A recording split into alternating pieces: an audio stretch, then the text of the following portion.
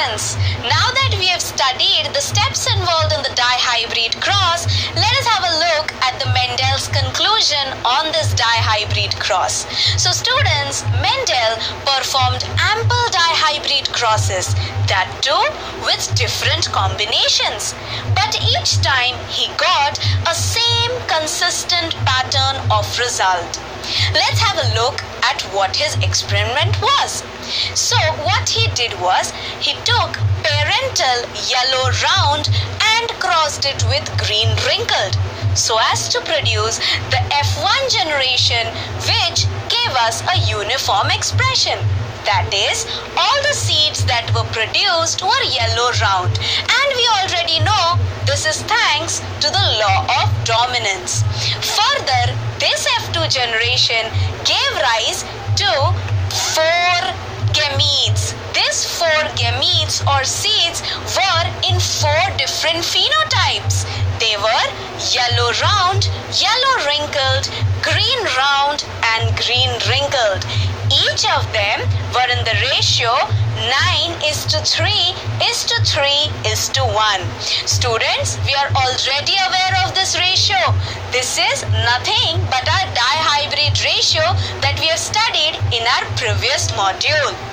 So further students, what Mendel observed was that both dominant factors were in large number, whereas the next he observed was one dominant and the other recessive was in a lesser number. Like we see here, the yellow wrinkled is appearing to be in the ratio of 3. Similarly, the next one where the other dominant, that is the round shape, and the first one recessive, that is the green color, also appeared to be in an equally less number, that is in the ratio of 3, whereas the last, that is both recessive traits, appeared in the least number.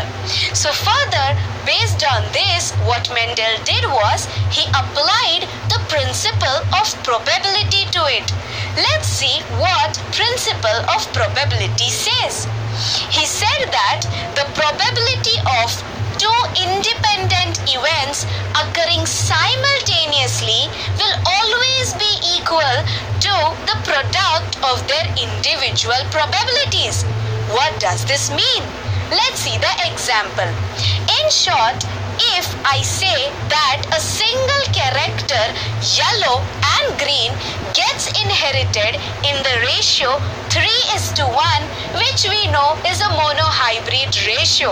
Similarly, another character that is round and wrinkled also gets inherited in 3:1 ratio, which is also a monohybrid ratio. Now, when both these events occur simultaneously, it is actually a product of both the individual monohybrid crosses, giving rise to the dihybrid ratio, that is 9:3:3:1.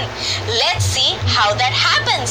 In short, the 2 monohybrid ratios, that is 3:1, is getting multiplied with the second monohybrid ratio 3:1, so as 3 multiplied by 3 gives us 9, whereas 1 multiplied by 3 gives us 3.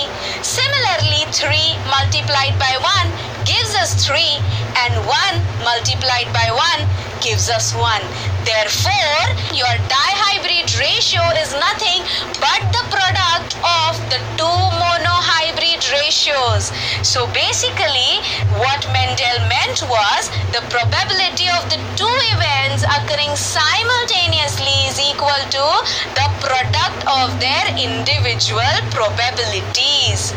So students, further, Mendel concluded that both the inheritance of the character yellow and green, as well as the round and wrinkled, are independent events. What he meant was, both these events do not interfere with each other during inheritance. Thus, both the dominance is always seen to be in a larger number, whereas both recessives are seen in the least number. Students, further, he saw appearances of certain things like new combinations in the F2 generation, a uniform pattern of dihybrid cross result, as well as a uniform pattern of a dihybrid ratio. All these three things gave rise to something called as the principle of independent assortment. So let's see what the concept of independent assortment says. Mundell concluded that the dihybrids or the polyhybrids forms gametes in a peculiar way. Let's see how. Here we have a dihybrid yellow round, which first segregates its alleles which are independent of each other. These segregated alleles further undergo assortment or alignment so as to form the gametes, that too independent of each other, thus producing 4 types of gametes. And this concept is nothing but the concept of independent assortments. So students, what Mendel said was that the dihybrid forms 4 types of gametes due to both segregation as well as independent assortment of these gametes. So students, here in this module we are done with Mendel's conclusion on the dihybrid cross. Now for our better understanding on this, we are going to see the graphical representation of the dihybrid cross. Thank you.